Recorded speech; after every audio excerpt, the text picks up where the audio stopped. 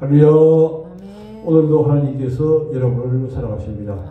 아멘. 오늘은 이제 어버이 주일을 맞이해서 참으로 이제 1년 동안도 우리가 부모들에게 순종을 잘 했는지, 혹시 부모의 마음을 아프게 하지는 않았는지, 하나님의 그 부모에 대한 순종에 대한 원리를 한번 살펴보고 더욱더 새롭게 부모를 잘 섬겨하는데 이 말씀의 뜻이 있는 걸 믿습니다. 먼저 이제 에베소 6장 1절 말씀 보게 되면, 자녀들아 주 안에서 너희 부모를 순종하라. 주 안에서 너희 부모를 순종하라. 이 말은 모든 것에 다 순종할 것이 아니라 주님의 말씀 안에서 순종하라고 하는 것입니다. 만약에 부모가 잘못된 길로 인도하면 이제 순종하지 않아도 된다는 것이죠. 주의 말씀 안에서 순종하라고 말씀하는 것이죠. 이것이 옳으니라. 이제로 보면 내 아버지와 어머니를 공경하라.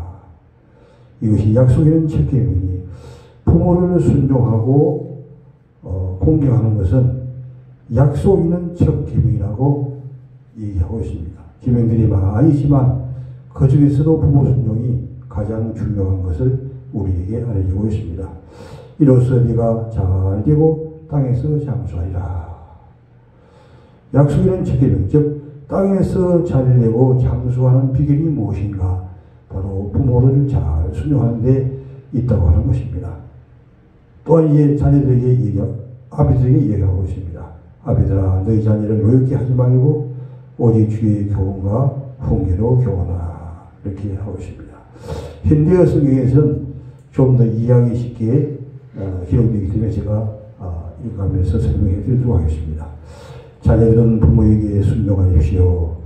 하나님께서 자녀를 감독할 권리를 부모에게 허락하셨으므로 왜 자녀가 부모에게 순종하여야 되는가 하는 원리를 얘기하고 있습니다.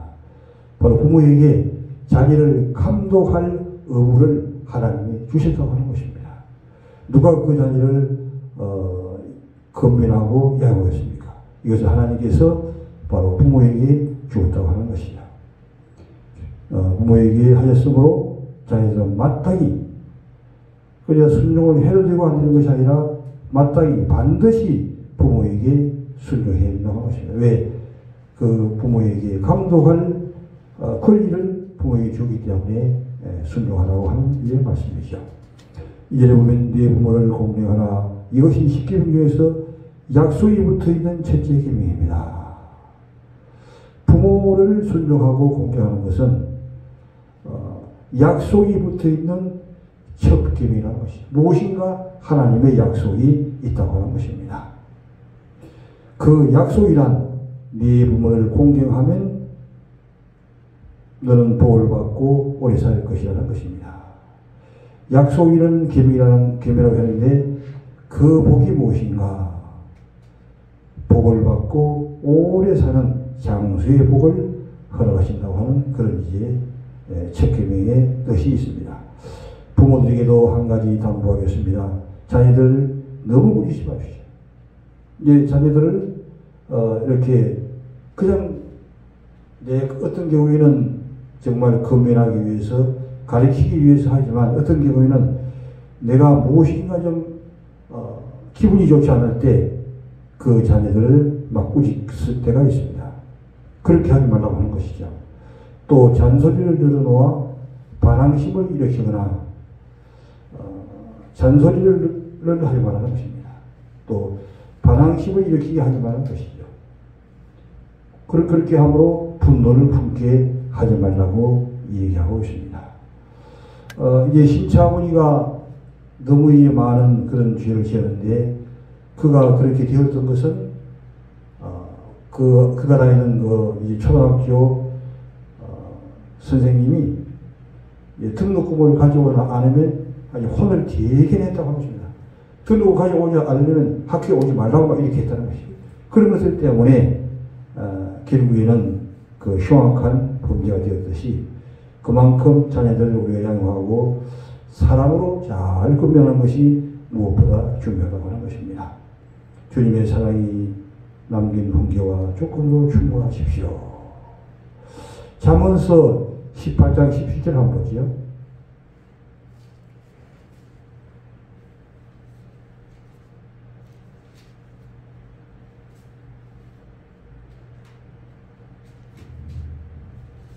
잠언서 18장 17절 말씀.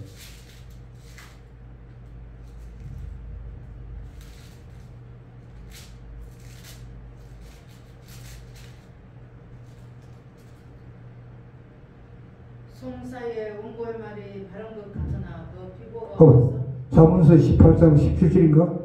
그렇지. 내가 하려는 것을 아브라함에게 숨기겠느냐? 아브라함은 강대한 나라가 되고 천하만민은 그로 말미암아 복을 받을 것이 아니냐. 잠언서 18장 17절은 송사의 원고의 말이 바른 잠언서를 지금 읽고 있네. 창세기 18장 17절. 예, 이제 됐어요. 창세기 18장 17절에서 내가 하려는 것을 아브라함에게 숨기느냐. 바로 아브라함은 믿음의 조상으로 정말 하나님 앞에 바로 살았기 때문에 하나님께서는 이 아브라함에게 하고자 하는 모든 일을 아브라함에게 이야기했다고 하는 것입니다. 아브라함은 강대한 나라가 되고 천하만민은 그로 말미암아 복을 받을 것이니라. 아브라함을 통하여 천하만민이 복을 받을 수 있도록 이렇게 인도를 했습니다. 내가 그로 그 자식과 근소에게 명하여 여호와의 도를 지켜 그 공도를 향하게 하려고 그 자식과 근소에게 명하여 여호와의 도를 지켜 의와 공도를 향하게 하려고 그를 택하느니 하나님은 자녀들의 양육을 위해서도 이 아브라함을 택하게 되었다고 하는 것입니다. 이는 나 여호와가 아브라함에게 대하여 말한 일을 이루려 함이라. 그 다음에 신명기 28장 1절 한번 보죠. 내가 내 하나님 여호와의 말씀을 삼가 듣고 내가 오늘 내게 명하는 그 모든 명령을 지켜 행하면 내 하나님 여호와께서 너를 세계 모든 민족 위에 뛰어나게 하실 것이라. 내가 내 하나님 여호와의 말씀을 순종하면 이 모든 복이 내게 임하며 내게 미치리니 성읍에서도 복을 받고 들에서도 복을 받을 것이며 내 몸의 소생과 내 토지의 소산과 내 짐승의 새끼들과 우리 양의 새끼가 복을 받을 것이며 내 감주리와 떡방죽거리기 복을 받을 것이며. 아멘. 아멘. 아멘. 신명기 28장 1절. 어떻게 하면 이 복을 받을 수 있는가 하는 것을 얘기하고 있습니다. 네가 네 하나님 여호와의 말씀을 삼가 듣고 내가 오늘 네게 명하는 그의 모든 명령을 지켜 행하면 하나님의 말씀을 다 지켜 행하면 네 하나님 여호와께서 너를 세계 모든 민족 위에 뛰어나게 하실 것이라. 하나님의 말씀을 순종하면 세계 모든 민족 위에 뛰어난 사람이 되게 하신다고 이제 말씀하고 있습니다. 네 하나님 여호와의 말씀을 청종하면 이 모든 복이 네게 임하며 네게 이르니 성읍에서도 복을 받고 들에서도 복을 받으시며 어디서든지 복도기가 된다고 하는 것입니다. 이렇게 성읍에서도 복을 받고 들에서도 복을 받는 어디서나 복을 받는 비결은 바로 하나님의 말씀을 청종하면 그렇게 된다고 하는 것이죠. 네 부모의 자녀와 네 소산과 짐승의 새끼와 소와 양의 새끼가 복을 받을 것이며 네가 들어와도 복을 받고 나가도 복을 받을 것이니라. 그러니까 모든 사람도 복을 받지만 짐승, 토지 모든 것들이 다 이제 복을 받는다고 했습니다. 어떻게 하면 바로 하나님의 말씀을 말씀대로 순종하면 그렇게 된다고 하는 것입니다. 들어가도 복을 받고 나가도 복을 받을 것이니라. 창세기 39장 4절 한번 보죠. 창세기 요셉이 그 주인에게 은혜를 입어 섬기며 그가 요셉으로 가정의 축물을 쌓고 자기 소유를 다 그 손에 임하니 그가 요셉에게 자기 집과 그 모든 소유를 주관하게 한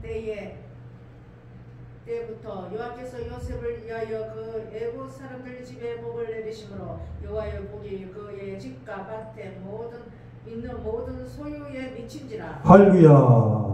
아멘. 요셉이 정말 복도기가 되었죠. 아브라함의 복이 바로 이 요셉에게 내려오는데 어떻게 요셉에게 이런 하나님의 축복이 내려왔는가 하는 것입니다. 요셉이 그의 주인에게 은혜를 입어 성립에 요셉이 누병을 뒤집으시고 애굽의 이제 종살이로 팔려가게 되었습니다. 근데 이 요셉이 원망하거나 불평하거나 하지 아니하고 그 주인에게 잘 섬기게 됐다고 하는 것이죠. 그랬더니 그 주인도 아는 거예요. 요셉이 섬기고 있는지 아니면 반항을 하고 있는지 잘못한 일을 알기 때문에 주인이 딱 보니까 가정 총무로서 워낙 잘하니까 자기 소유를 그에게 다 위탁하며 가정 총무로 삼아가지고 자기의 모든 것을 다 위탁하게 되었습니다. 바로 애굽 사람, 믿음이 없는 사람의 주인에도 불구하고 요셉의 이런 모습을 보고 벌써 알기 때문에 영적으로 알기 때문에 그렇게 한 것이죠. 그랬더니 그가 요셉에게 자기의 집과 그 모든 소유물을 주원하게 한 때부터 여호와께서 요셉을 위하여 그 애굽 사람의 집에 복을 주시므로 이 애굽 사람의 집에 복이 어떻게 오느냐? 애굽 사람 때문에 온 것이 아니고 애굽 사람이 잘한 것은 요셉으로 하여금 가정총무로 삼은 것밖에 없는 것이죠. 그런데 요셉 때문에 그 애굽 사람의 집에 복이 임했다고 하는 것입니다. 참으로 하나님의 복은 대단한 것이죠. 그 집 주인이 부족할지라도 그 집을 섬기는 가정총무가 하나님 앞에서 믿음으로 잘 섬기게 될 때 복을 받을 만한 그런 자리에 섰을 때 그 집에까지 복을 주신다고 하는 것입니다.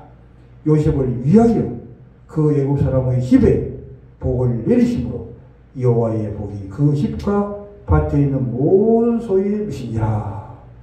요셉 때문에 그 집에 또 그 집의 밭에 모든 소유에 하나님의 복이 임하게 됐습니다. 여기서 이제 우리가 알 수 있는 것은 어떤 가정이나 또 어떤 모든 단체의 중요한 것은 정말 하나님이 합당하게 보는 요셉과 같은 사람이 한 사람이 있으면 그 사람과 그 나라에도 복을 준다고 하는 것이죠. 그래서 우리가 이제 대통령을 위해서 기도를 많이 하는 것이 중요합니다. 대통령이 정말 하나님의 뜻대로 믿음으로 나라를 잘 통치하게 되었을 때 그 백성이 하나님 앞에 기도함으로 그 복이 이 나라에 임할 수 있도록 인도해 주신다는 것을 우리가 적용해 볼 수가 있습니다. 신명기 10장 12절 한번 보죠. 신명기 10장 12절 말씀.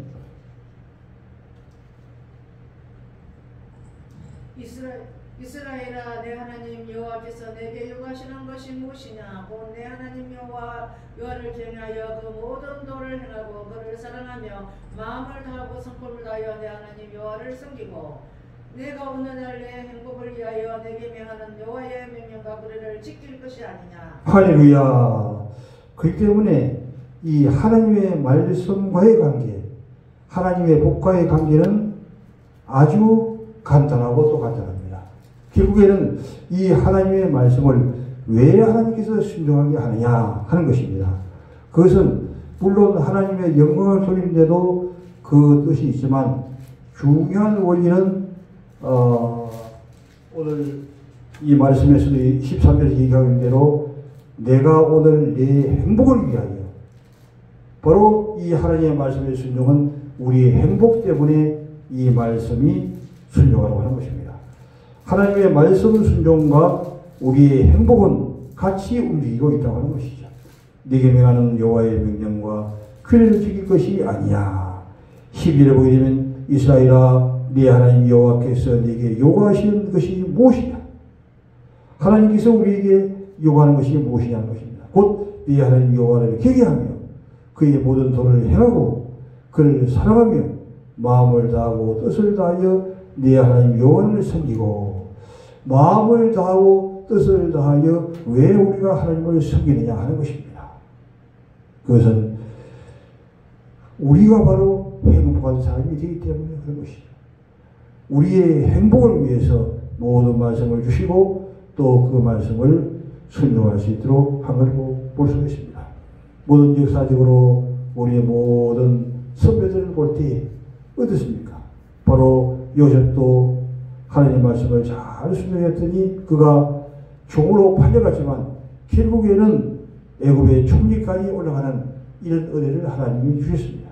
결국에는 하나님이 모든 주권을 가지고 있기 때문에 자기 행들은 종으로 팔아넘기지만 그러나 하나님이 그것을 보고 계신다고 하는 것이, 하나님께서는 안고 일어선 것을 아시고 머리카락 하나까지 세신 하나님이시기 때문에 어떤 환경, 어떤 처지든지 다른 사람을 원망하거나 불평하지 말고 살아계신 하나님 앞에 그 말씀대로 순종해 나가고 또 선을 베푸는 그런 일을 하는 것이죠. 중요한 것은 이 하나님의 사랑을 실천해내는 것이 그만큼 중요합니다. 하나님의 사랑을 실천하는 것은 여러 가지의 단계가 있습니다. 사랑의 급수가 있기 때문에 다 사랑한다고 하지만 그게 똑같은 사랑이 아니고 초등학교의 사랑이 있고 중학교의 사랑이 있고 고등학교의 사랑이 있고 대학교의 사랑이 있는 것이죠. 그만큼 하나님의 그 큰 사랑이 우리에게 임하게 되었을 때 주님의 아가페 사랑이 바로 우리에게 강력하게 임하게 됐을 때 주님의 아가페 사랑이 있지만 그러나 우리가 그 사랑을 얼마나 공급받느냐, 내가 얼마나 그 사랑을 공급받느냐에 따라서 그 사랑을 다른 사람에게 나누어줄 수가 있다고 하는 것입니다. 그러므로 우리는 늘 하나님의 그 사랑, 하나님의 그 큰 사랑이 우리 가슴에 만탱고로 가득 채울 수 있도록 하나님의 사랑을 채워나가는 것이죠. 이 사랑을 가지고 있을 때 모든 것을 다 덮을 수 있게 되고 모든 사람을 용서할 수 있게 되고 모든 사람에게 생명을 공급해 넣어줄 수 있는 이런 은혜가 있고, 예수님도 바로 그렇습니까? 예수님께서 죄가 없으신 분이지만 죄가 이제 우리의 죄를 때문에 죄를 뒤집으시고 십자가에 돌아가시면서 주님의 말씀이 뭡니까? 주여 저들의 죄를 용서하여 주옵소서. 왜 저들의 죄를 용서하냐? 저들이 모르기 때문에 예수님의 십자가에 못 박는다고 하는 것입니다.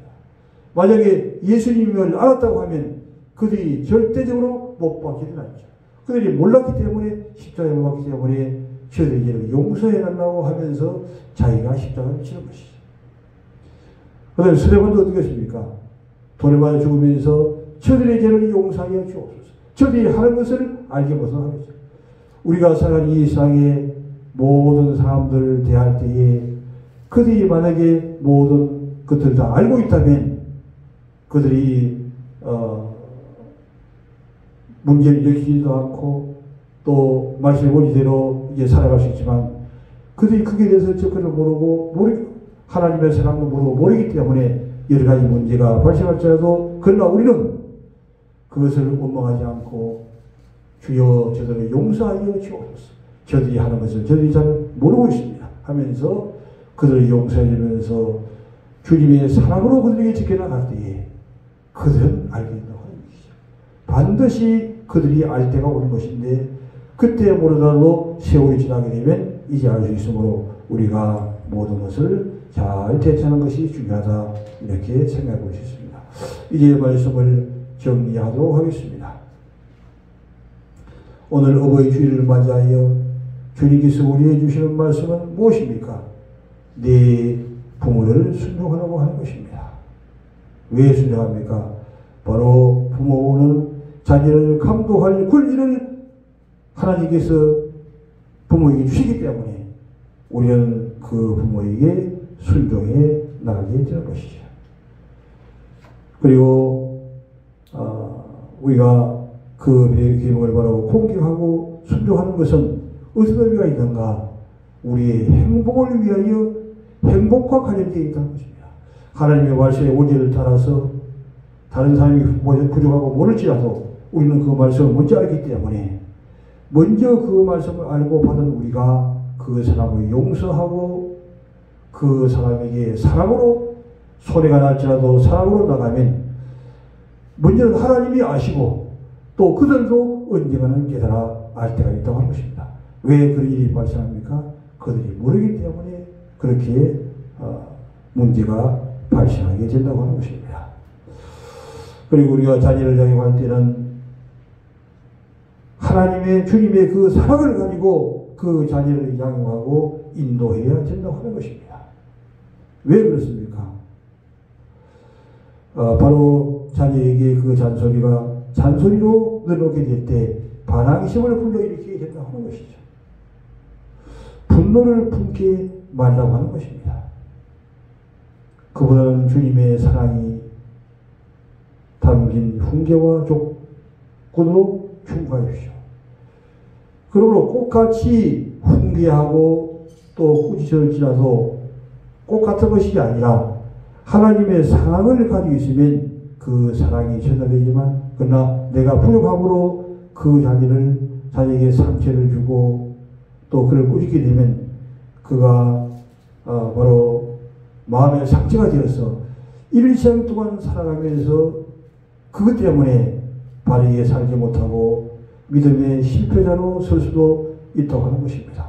우리가 그러므로 이제 우리에게 붙여주신 모든 성도들에게 이런 원리를 잘 가르쳐 주는 것이죠.